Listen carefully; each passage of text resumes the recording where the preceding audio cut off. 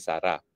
Alam nyo, nabilib ako talaga sa kanya dahil unang-una, hindi naman siya panganay, and yet siya talaga ang nagpunta ng The Hague para asikasuhin yung unang-una mga legal requirements ng kanyang ama dahil ito naman talaga ay isang legal engagement. Dahil kinulong nga sa isang hukuman, kinakailangan ayusin kung sino yung legal team niya. Now, pero bukod pa doon, naiisip ko, paano kaya niya natanggap ang lahat ng paghamon sa kanya? Kasi bukod pa doon sa ang tatay niya ay nakakulong at dati-dati ay pinakamakapangyarihang tao sa buong daigdig, hindi naman tinago ni BP Sara na bago nangyari itong pagkakakulong kay Tatay Digong, hindi mabuti ang kanilang relasyon. Yun nga po ang aking sasabihin, kung si Marcos Jr. po ito, hindi kakayanin ito ni Marcos Jr. Dahil alam naman natin ang buong buhay ni Marcos Jr. ang nagpapatakbo si Liza Araneta Marcos, di ba? Magandang linggo sa inyong lahat at dahil linggo, meron po tayong The Spokes Hour. Well, kakatext lang po ni VP Sara, nagpapasalamat siya sa ating tulong nung sa simula ng kanyang bisita dito sa The Hague. No? Alam niyo po, bagamat matagal na akong tagahanga ni VP Sara, ito po talaga yung kauna-unang pagkakataon na matagalan naobserbahan ko ng up close si VP Sara. No? Kaya nga i-share ko ngayon sa inyo ang aking mga obserbasyon. No? At ang title nga natin is VP Sara, Superwoman. Well, mukha pong superwoman si VP Sara. No? Unang-una po, una kami nagkita rito sa The Hague matapos nga po arestuhin ng kanyang ama at dinala sa The Hague. No? Sa totoo lang po niyan, hinahabol din niya si Tatay Digong doon sa UAE para sana siya ay magsampa ng demanda ng kidnapping. No? Dahil totoo naman ang pangyayari sa kanya ay nakidnap talaga ang Presidente Duterte. Ang inaasahan ni VP Sara kapag siya ay naghahain ng kaso ng kidnapping, madidelay yung pagdala kay Tatay Digong sa The Hague. No? Pero nabigo po siya kasi she arrived an hour later, nakalipad na yung private jet ni Tatay Digong, no? Na inupahan ng ating gobyerno. No? So halos sabay po kami dumating dito, siguro nauna lang siya by a few hours. No? Siya po yung dumating sa mas maagang flight ng Emirates, ako yung pangalawang flight ng Emirates nung araw na yon. At the same day mismo, kami po yung nagkita na. No? At nakikita ko na talagang bagamat under stress si VP Sara, talagang she still maintains her poise. At hindi ko siya ever nakita magpanic. No? So she's always in charge. So that's one thing about VP Sara. Maski yung tatay niya kinidnap na at nadala na sa The Hague at nakakulong na, hindi siya nag-freak out, hindi siya umiyak, mahinahon lang siya.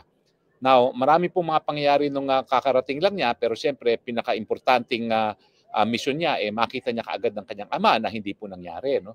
Kasi nga, nagkaroon ng pangunang meeting, pangunang hearing ang ICC kay Presidente, at nung araw na yon, maniwala kayo hindi pa niya nakikita ang tatay niya in private. Nakita lang niya si Tatay Digong nasa hukuman na. No? At again, inoobserbahan ko siya dahil nabigo siyang makita si Tatay Digong even 2 days prior to the hearing. Kasi nandito na siya nung weekend prior to the hearing, pero hindi niya nakita dahil nga nagkakaroon daw ng medical check-up. No? So, nakita ko siya at talagang in control na naman siya. Wala siyang emosyon na pinakita at nandun siya para lang with a purpose. No? Ang purpose niya nung araw na yon makita ang Tatay Digong nga at malaman kung anong kalagayan. So napagbigyan naman po siya matapos kami nakipag-usap sa ICC. Sa totoo lang po, ang galing-galing ni Inday Sara.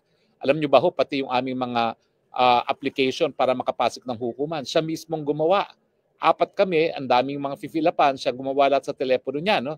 At saka yung mga aplikasyon para nga makita si Tatay Digong sa detention, siya lahat ang gumawa sa kanyang cellphone. No? Nahiya nga ako dahil bagamat ako'y parang naroroon para alalayan siya, siya pa yung gumagawa ng lahat para sa amin. No? Kasama ko po yung isang kaibigan niya at saka yung dalawang VPSG niya. No? So all in all, kami 5. No? At siya talaga lahat ng gumagawa. Hindi ko nga maintindihan kung bakit yung Philippine Embassy hindi siya tinulungan gawin ng mga bagay-bagay na yon. No? Dahil sila naman nakapasok doon sa hearing, kumpletong-kumpleto sila, 5 sila, kasama na yung ambassador natin. Bakit hindi pa naman nila isinama si VP Sara at kami doon sa pag-fill up ng mga forms? Pero as usual, hindi gaya ko na nag-freak out at magtitili-tili dahil nagpapanik, siya mahinahon lang. Tinuha niya ang mga forms, inisa-isa niya kami, pinictura niya ang aming mga passport, sinumite, at lahat kami mahinahong nakapasok dun sa hukuman. Now, matapos yan, siyempre, may mga nag-aabang na mga tao doon, no, sa ICC, at napanood nyo naman lahat, talagang hinarap niya. Pero bago niya harapin, nangako sa amin yung taga-ICC na bagamat hindi pa na-approve formally yung kanyang application para makabisita, ibibigyan siya ng pagkakataon na makausap ang Tatay Digong. Now, ang akala namin sa hukuman siya magkakaroon ng ganyang pagkakataon, pero hindi na dinala sa hukuman si Tatay Digong, no, from his detention facility. Doon sa hospital facility siya dinala. So ayun nga, nagpaalam si VP Sara. Ang sabi sa amin nung taga-hukuman, tanging si VP Sara lang ang magkakaroon ng pagkakataon na makausap si Tatay Digong. So dinala siya doon sa detention facility. Papunta na kami doon, biglang nakita niya yung mga tao sa labas ng ICC. Sabi niya, Spokes, pwede bang maiwan ka? Sabihin mo sa kanila, babalik ako na alas 5, wag aalis. At babalik ako at i-address ko sila. So ako naman, syempre dahil nakita ko ang dami-daming tao, no, talagang lahat umaasa na kung hindi makita si Tatay Digong, makita man lang si VP Sara, nagpaiwan ako. Kaya yun po yung mga pictures na nakita nyo nung unang araw pa lang sa ICC. No? At true to her form, matapos silang magkita ni Tatay Digong, siya ay nakipaghalubilo. No? Hindi lang siya karoon ng pagkakataon na mag-address sa ating mga Pilipino, na sinabi niya na okay naman ang lagay ni Tatay Digong, na nandun siya sa kanyang hospital facility, doon sa detention facility, at nagpapasalamat siya sa suporta ng mga Pilipino. Naku, nakita ko po talaga ang estilo ni VP Sara. Hindi talaga siya umalis hanggang lahat ng tao ay nakapag-picture-picture sa kanya. Mantakin nyo, dumating niya ng alas 5, siguro mga 8:30 na kami nakalabas. Dahil nga, hindi talaga siya umalis at nag-picture-picture. Tapos noon, dapat maghahapon na kami doon sa Filipino restaurant. Nagkahiwalay-hiwalay naman kami kasi alam niyo ba, yung panahon na narito si BP Sara na halos 3 linggo, hindi po yan kumuha ng kotse. Siya po'y nag-u-Uber, parang ordinaryong tao, at naglalakad. Ang sabi ko nga, ang KOJC may inupahang van para gamitin ni Inday Sara. Hindi niya ginamit at talagang naglalakad lang siya at nag-u-Uber na parang ordinaryong mamamayan. Kaya kung napapansin nyo, lalo kong pumayat kasi kailangan ko sabayan si BP Sara na maglakad. No? Sabi ko, wow, ano ba itong si BP Sara? Although, naririnig ko nga, nagre-reklamo siya kasi naka-formal attire siya nung papunta ng hukuman, no? Naka-heels. No? Siyempre, mahirap maglakad ng heels. At saka sabi nga niya, naku, hindi ko na nararamdaman ng paa ko sa lamig. No? Pero anyway, so yun po yung unang araw. Sa pangalawang araw, kita na naman kami. Doon po kami unang formal na nagkita na ng nila ES, kumain kami nung kagabihan at kumain kami sa isang Chinese restaurant na Fusion, no? At yun, nag-usap sila ng ES kung anong mangyayari at may mga bulong-bulong na sila ng ES na hindi ko na alam, no? Pero nung gabing yun, nakapag-usap kami tungkol dun sa kaso, no? At ang kanyang linabas yung naging decision nga ng ICC dun sa pre-trial, no? Doon sa hindi pre-trial, kundi doon sa preliminary investigation kung saan nabigo ang Pilipinas na hindi nga ipagpatuloy ang preliminary investigation at binigyan ng basbas ng pre-trial chamber na umusad yung pre-trial ng kaso ni Tatay Digong. No? Anyway, nung ko nakita na doon siya talaga nagdedesisyon kung sino ang magiging abogado at syempre, maraming mga nag-a-apply na abogado, pero meron na siyang na-pre-screen at she stood by her choice. Now, anong nakita ko doon sa talagang nakapili siya at she stood by her choice? Alam niya kasi na maraming maglalabi ng mga abogado at kaya sinabi lang niya, nako, wag na natin atensyonan yan siguro, no? At meron na siyang napili, she's decided to go by her choice, no? Come what may, no? At sabi nga niya, kung nagkamali ako sa pagkakapili kay Kaufman, then it's my fault, no? So doon naman ako humanga, no, kasi talagang sa dami ng naglalabi sa akin lang, no, mga 8 taong naglalabi na kunin silang abogado, no. Si VP Sara was very resolute ang tawag siguro doon, no. Resolute dahil nga meron na siyang desisyon at hindi na siya nagbago.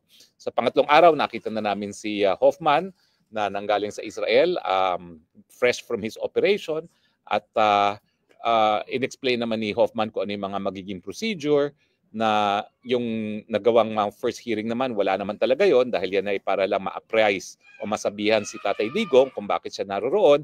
Binasahan siya kung hindi pa po yan, hindi pa yan na arraignment. Sinabi lang kung ano yung mga paratang sa kanya at kung naintindihan niya yung mga paratang sa kanya, pero wala pa talagang mangyari sa susunod na araw. Now, Bakit ko natanong kung super woman ba si VP Sara? Alam nyo, nabilib ako talaga sa kanya dahil unang-una, hindi naman siya panganay, and yet siya talaga ang nagpunta ng The Hague para asikasuhin yung unang-una mga legal requirements ng kanyang ama dahil ito naman talaga ay isang legal engagement. Dahil kinulong nga sa isang hukuman, kinakailangan ayusin kung sino yung legal team niya. At medyo talaga masalimuot yung proseso ng pagbuo ng legal team kasi marami nag-a-apply, no? Dahil talaga namang sa mga abogado, it would be an honor to represent former President Duterte, lalong-lalo na sa International Criminal Court na isang tribunal pa rin, no? Now, pero bukod pa doon, naiisip ko, paano kaya niya natanggap ang lahat ng paghamon sa kanya? Kasi bukod pa doon sa ang tatay niya ay nakakulong at dati-dati ay pinakamakapangyarihang tao sa buong daigdig, hindi naman tinago ni VP Sara na bago nangyari itong pagkakakulong kay Tatay Digong, hindi mabuti ang kanilang relasyon ng Tatay Digong, no? So parang, alam mo, naranasan ko rin yan, no? Kasi medyo similar kami ng background ni Tatay Digong, ni VP Sara, no? Pero iba yung pagdala ni VP Sara eh. Alam niya na hindi sila naging close si Tatay Digong pero alam niya kung ano yung obligasyon niya bilang anak. Pero at the same time, hindi lang naman siya anak sa kanyang tatay, no? Siya din ay isang ina na iniwan yung mga anak niya na napakabata pa sa Pilipinas at hindi nga niya alam nung sa simula kung gaano katagal niya maiiwan yung mga anak niya. At siyempre, meron din siyang mga sariling pagsubok, lalo na yung impeachment na hinain sa kanya at yung kung ano-ano pang mga kaso na sinasampa sa kanya ng NBI, di ba? Huwag niyong kalimutan, meron siyang incitement to sedition, meron siyang kung ano-ano pa na naisisampa ng NBI sa kanya, no? In addition dun sa na-impeach na siya sa Pilipinas, no? So iniisip ko, bilib ako talaga sa kanya dahil meron siyang poise under pressure. Well, ako, meron akong kahit paano collateral damage dahil di nga ako nakapasok sa legal team, no? Pero naintindihan ko naman yung desisyon niya kasi nung inanunsyo ko nga na asylum, ang sabi niya, paano ka naman mag-aabogado, no? Sa kay PRRD, kung ikaw mismo hinahabol ng Marcos administration, no?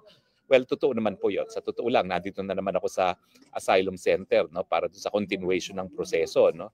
So, hindi siya ganun kadali at hindi siya ganun kabilis, no? At nakikita ko naman yung wisdom na sige, tapusin muna at least yung first phase ng application nito dahil ang second phase, matagal pa po yun, mga 22 months pa yan. Pero after 6 months kasi, bibigyan ka na ng work permit, pwede ka na magtrabaho, no? Pero ang punto ko doon is, ang daming pagsubok, never ko siyang nakitang nag-waiver, never ko siyang nakita na napapaiyak, never ko siyang nakita na parang sumusuko na siya sa mga pagsusubok na yan. Isipin nyo ha, kinailangan niyang asikasuhin ng kanyang ama na wala siyang relasyon until nakulong siya sa The Hague. Napakahirap po nun. On top of that, iniwan niya yung mga mahal niya sa buhay, yung mga bata niyang mga anak, yung kanyang asawa, at on top of that, yung mga problema niya na impeachment at mga incitement to sedition at kung ano-ano pang mga kabusita na ginagawa ng Marcos Jr. administration sa kanya. At siyempre, meron ding non-bailable na drug trafficking na hinain laban kay Congressman Pulong, yung kanyang nakakatandang kapatid, at saka sa kanyang asawa, no? So nagwo-worry din siya doon sa posibleng pagkakakulong ng kapatid niya na panganay at saka yung kanyang asawa mismo. At lumabas pa nga yung issue na baka daw raidin, yung nga pala, nakalimutan ko to, baka daw raidin, hindi lang ang pamamahay ni PRRD sa Davao, kundi yung mga pamamahay nila. Pero nakita ko siya, tumawag lang siya sa kanyang bahay, at ang sabi, huwag kayong manglaban, hayaan nyo silang pumasok, bantayan nyo lang, baka mamaya magkaroon ng tanim ebidensya dyan at sabihin na may droga sa bahay, so yun lang ang ingatan, pero wag na maglaban at hayaan na lang silang papasukin. So patong-patong. And yet, hindi bumigay si Inday Sara. Hindi umiyak, hindi nagsabing ayaw ko na. At ang talagang ginagawa niya ay dire-diretso lang siya, no?